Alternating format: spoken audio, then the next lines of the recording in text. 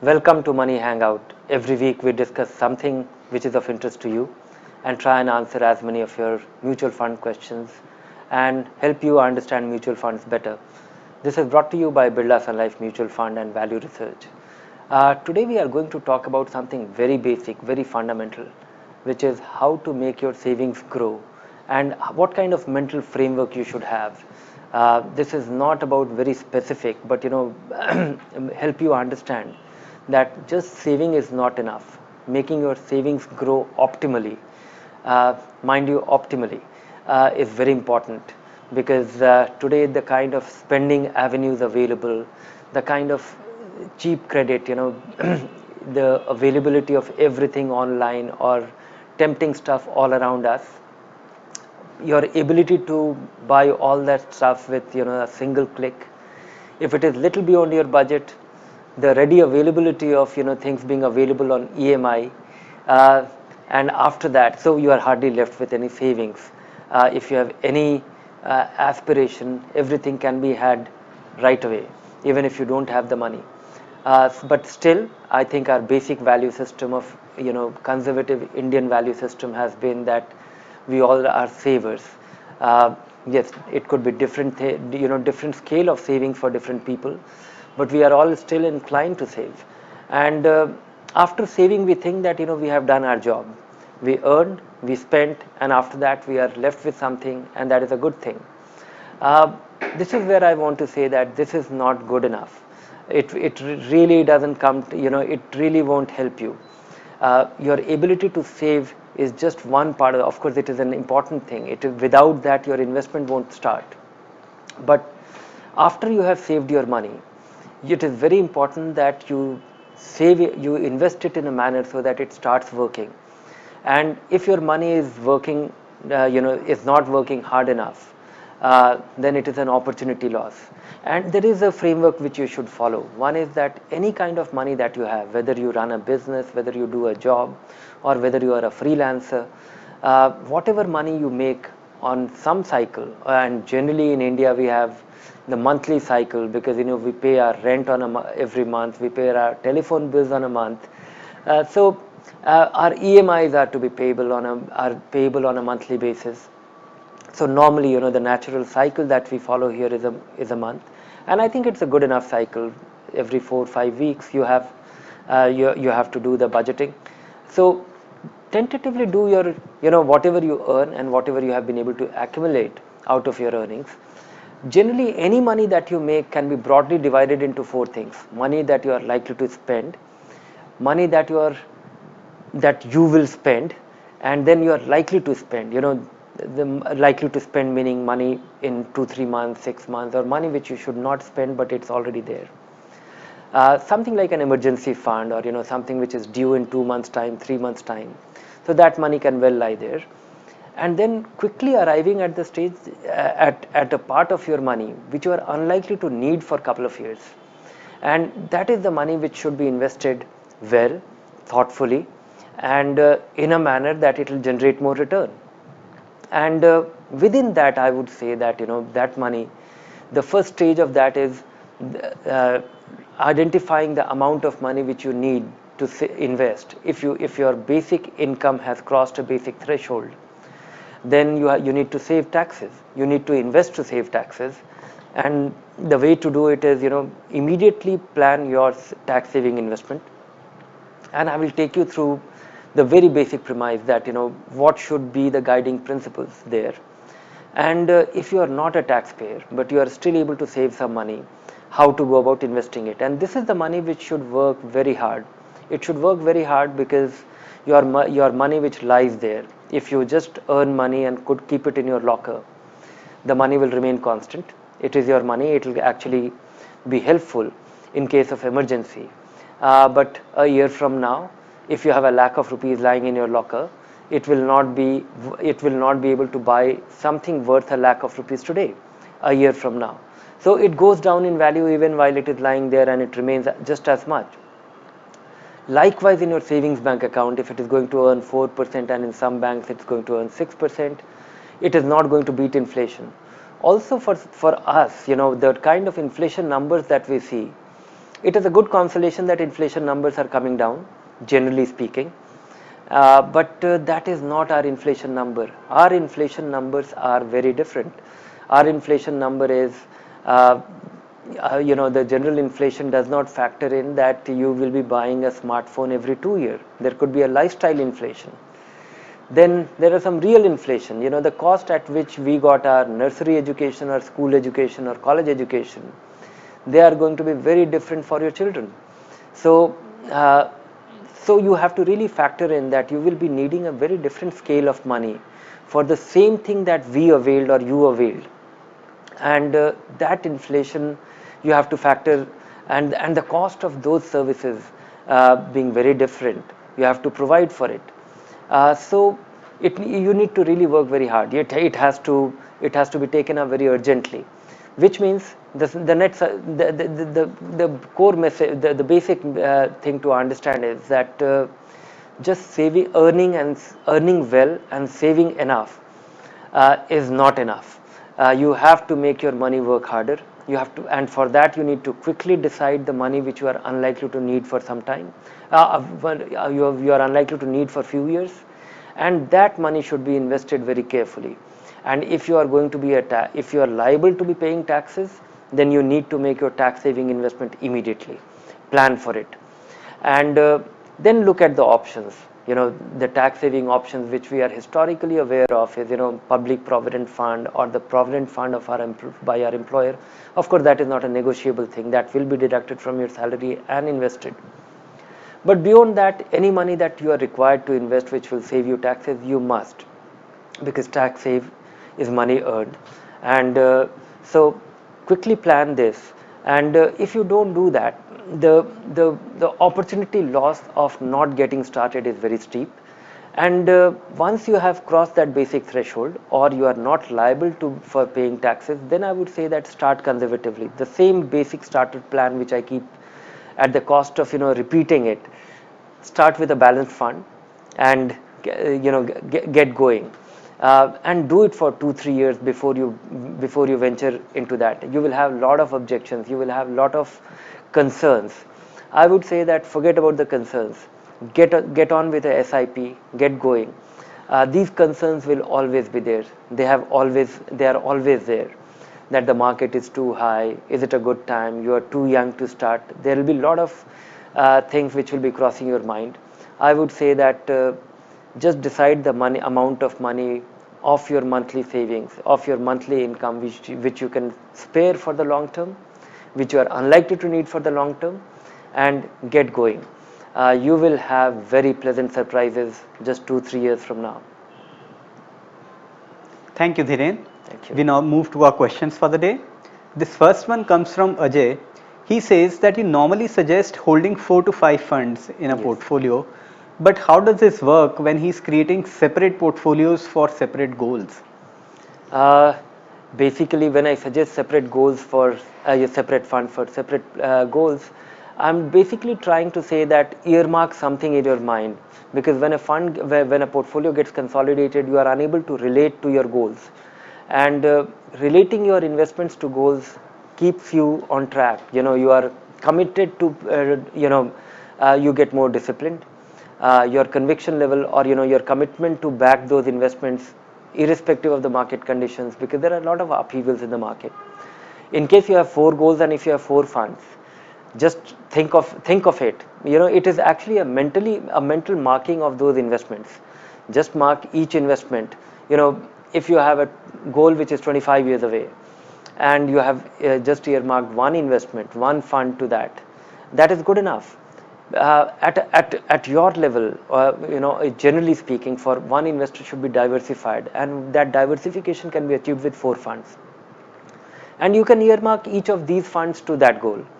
This is entirely a matter of persuading your mind not to get distracted. There is a possibility that you have earmarked one fund for one goal which is 5 years away, and 5 years from now you might end up with a surplus or a shortfall with that fund for that goal. That's all right. Elsewhere, with the other 3 funds, you will have some margin, and if this is a small shortfall or a surplus, it will be taken care of. take the money out after 5 years from the fund that you have earmarked, and I would say that you choose the appropriate fund for that particular goal which you are mentally marking to that goal. And so even for 3-4 goals, a 3-4 fund portfolio can well do. Next up, Abhijit asks what percentage of the portfolio should be in small and micro cap funds. He's 35 years old and has a 15-year time horizon, Dhiren. I would say that it should not be a very substantial part, but it depends on the person. If you have been in the market for, if you have been with equity investments either through a mutual fund or investing in equity directly, and you have understood that this is a way of life, something going up dramatically or market being volatile, you have been able to absorb it and you have been able to stick to a plan. Small and mid caps can well be 30-40%, 50% of your portfolio, but it is for that investor who has appreciated what it is, and you can stick to that plan and you are still in the accumulation phase. You will keep investing through it. Small and mid cap funds, it is important, the two things which is I would say rather three things which is crucial. But the first step is which is valid for all equity investment, that you should be averaging your investment. You should be investing only through SIP, never lump sum. That's one, but that is valid for all equity investments. Next comes that you have to invest for a full market cycle. If you are thinking, a lot of investors are getting attracted to small cap funds, mid cap funds today, simply because they have done very well only in the last 2-3 years, and they have done particularly well in the last 1 year. So when you look at these numbers, you are attracted, and I can tell you with reasonable understanding over looking at the fund performance or market performance or different components of the market performance over the last 25 years, that whenever it gets easy to invest in a kind of fund, it is generally not the appropriate time to invest in those kind of funds. In 2008, it became very easy for investors to invest in infrastructure funds, and that was generally not the appropriate time to invest in them. When in 2001, it became easy for investors to invest in technology funds because there was complete confidence. They were going up and they were not showing any symptoms of correcting. Then immediately after that, investors lost money. So when it gets easy to invest, it gets hard to make money. And going by this principle, I think the kind of confidence that I see, I would say that there could be a not so great pleasant you may get an unpleasant surprise here. So that is why you should not have more than 30-40%, 50%. But if you are following these rules, and then the third rule is for small and mid cap fund is that unlike the multi caps or the large caps or the balanced funds, I would say that where the manager has great flexibility, here the manager is a specialist, and all these funds are very unique. One small cap fund is very different from the other small cap funds, but the one large cap fund or the one multi cap fund is not very different. You will still come across 40% common holdings in such funds and such portfolios. So I would say that when it comes to the small cap funds, you need to keep a close eye on them.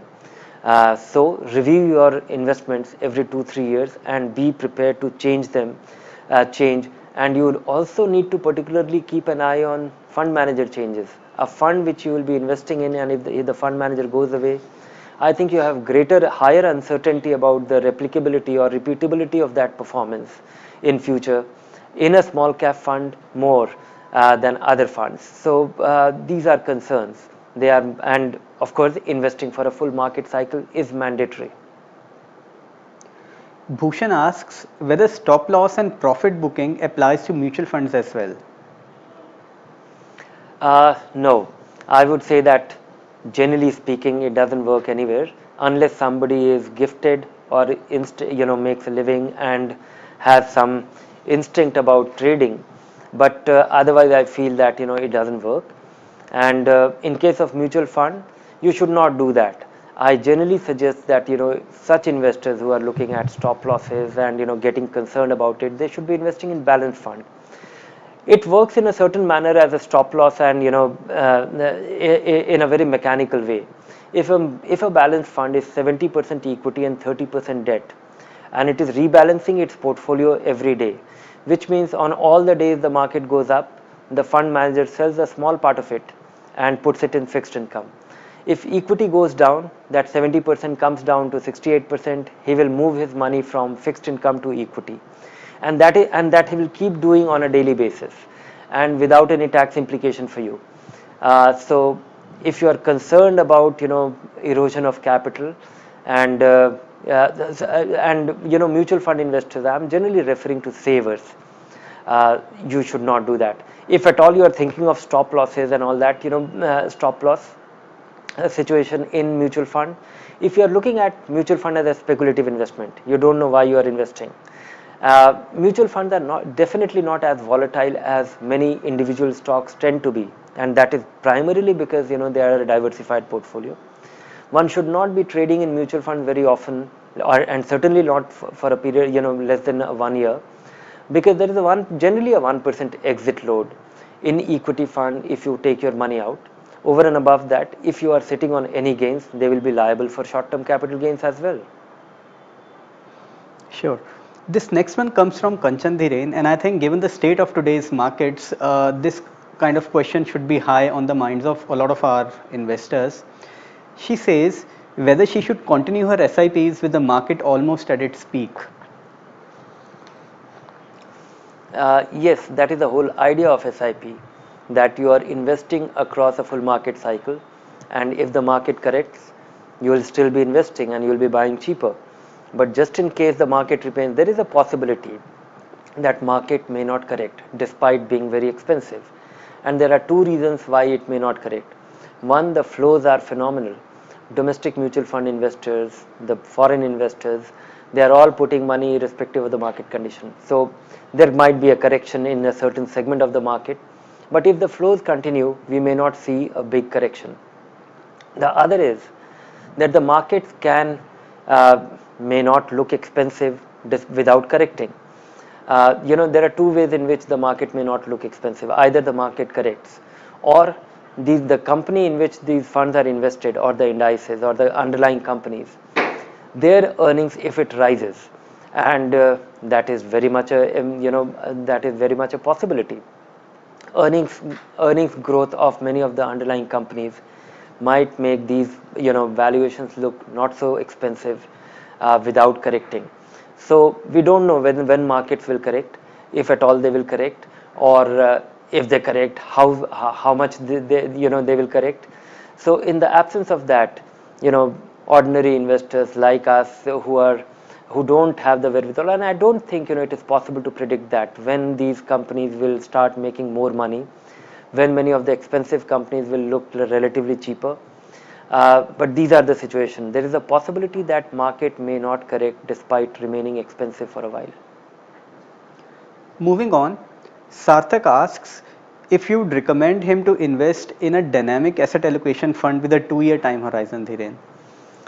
2-year time horizon, ideally one should not be investing in anything to do with equity. So if he's investing for a non-negotiable goal, a definite goal, and that is, and he definitely needs the money after 2 years for something important, he should consider a fixed income fund. Maybe he can go to a short-term bond fund or an income fund to optimize that return, and should not consider a dynamic bond fund. If it is for a non-negotiable goal that it can, well, if it happens in 2 years, and if it doesn't happen in 2 years, 2.5 years or 3 years is also good enough, then might as well. But the dynamic allocation funds, I don't think there are too many funds with great credentials. One or two funds look interesting, but we don't have too many impressive funds in that category. Mr. Mundkar asks if arbitrage funds are a good alternative to savings bank account. Arbitrage funds could be a good, they are almost like a liquid fund. But the advantage of arbitrage fund is that, and they are not going to give you great return. They are definitely as good as, they are likely to produce as much return as a savings bank account, or as much return as a liquid fund, or little less, little more. The biggest advantage of arbitrage fund is that the return that you get from arbitrage fund in the form of a dividend is tax free because the tax status based on its asset allocation of an arbitrage fund is that of an equity fund. So a equity fund giving you a dividend is not subject to dividend distribution tax, and is not, and it is completely tax free in the hands of investor. So yes, deriving return from an arbitrage fund is superior, and it also might give you a little more than your savings bank account. Moving on, Ramesh asks, what are the best funds for a 6 to 18 month time horizon? Consider the short-term bond funds. They are the most appropriate ones. They are not very vulnerable to the outlook, changes in portfolio or the valuation depending on the outlook of the interest rate. They don't take long duration positions in these funds, very long duration positions in these funds. So they may be most appropriate, the short-term bond funds. This next one comes from Kona, and she wants to know if there is a better option than the 11.5% coupon she's getting on an NCD she's invested in. If you are getting a 11.5% coupon on an NCD, it looks very attractive, and it looks so attractive that if it is not a very old bond or a NCD, then you have to really worry about the quality of it. It is too good. If it is a recent issuance, then it is too high a return, too good a return for you not to worry about it.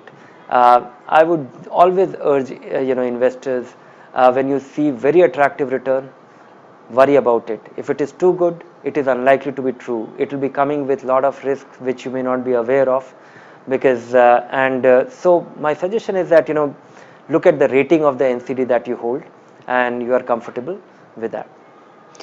And if not, what could be the mutual fund options for this person, Dhiren? No, I'm afraid the kind of return one is referring to, 11.5%, is too high a return today. And I don't think, and of course it is predictable, it is that is the promise. There is a possibility that this promise will not be honored because it looks too high if it is a new issuance. So one should be thinking about the company one has invested in. This is another advantage which investors should seriously consider. If you are putting your 5 lakh rupees or 1 lakh rupee or 10 lakh rupee in a bond, the biggest risk you are exposed to is that if this company defaults, or if there is a delay, and there has been instances, we keep hearing about such stories, then all your money will get stuck. That is one of the primary advantage of a mutual fund, that when you invest your money in a bond fund, and the fund faces a problem, even the fund can actually face such an issue, but it will be a very small part of the portfolio. The fund will have 20 bonds or 30 bonds.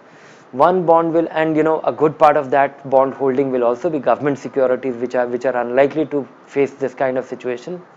Governments don't default. I'm referring to primarily the Government of India bonds in funds portfolio. So a small part of the portfolio will fail.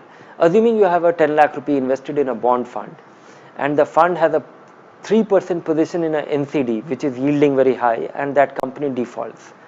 So only 3% of your capital is at stake. In case of your NCD, where you have invested, all your money is at stake.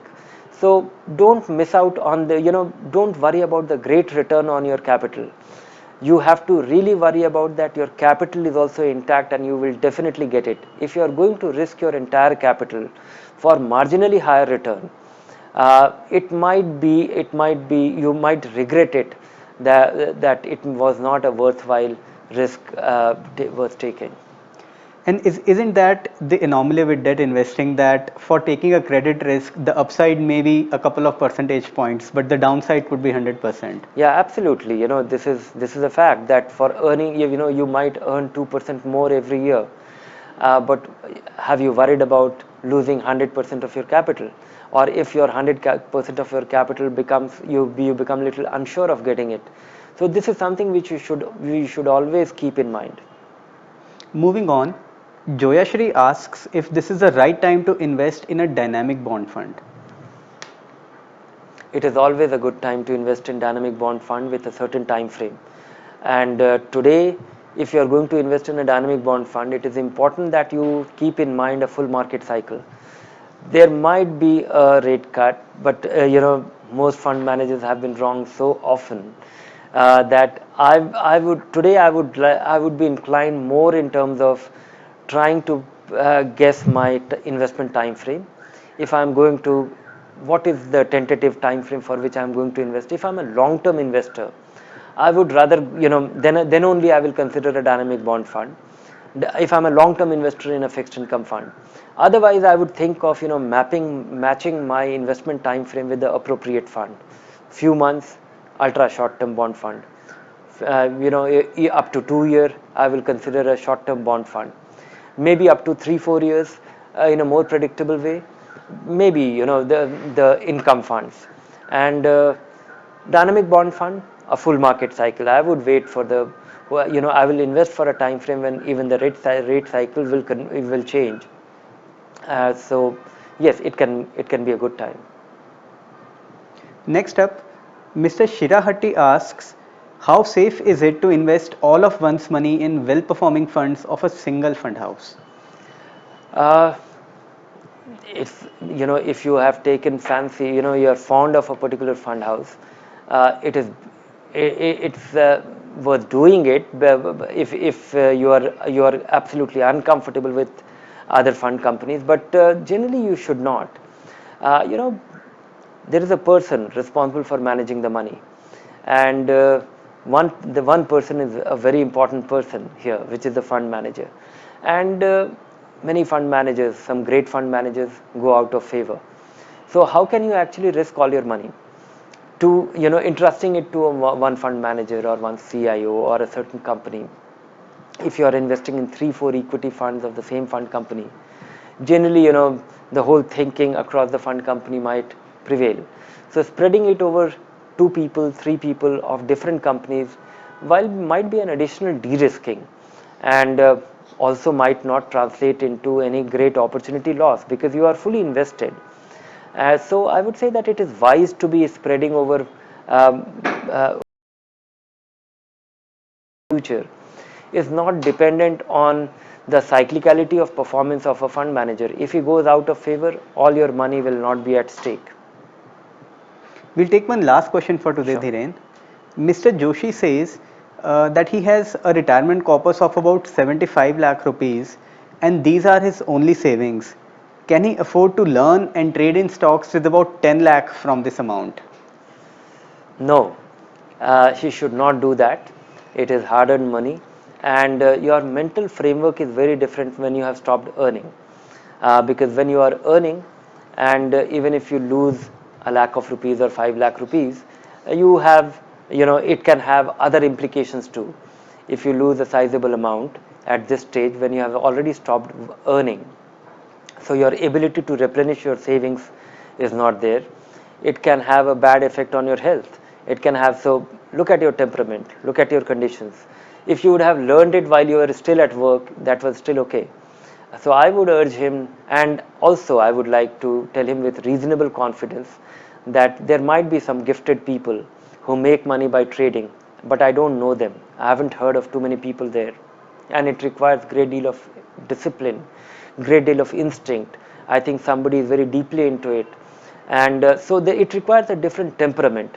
Some people might have it, but I don't think it is. But large number of people who try to learn trading, they try to spot a trend and try to benefit from it.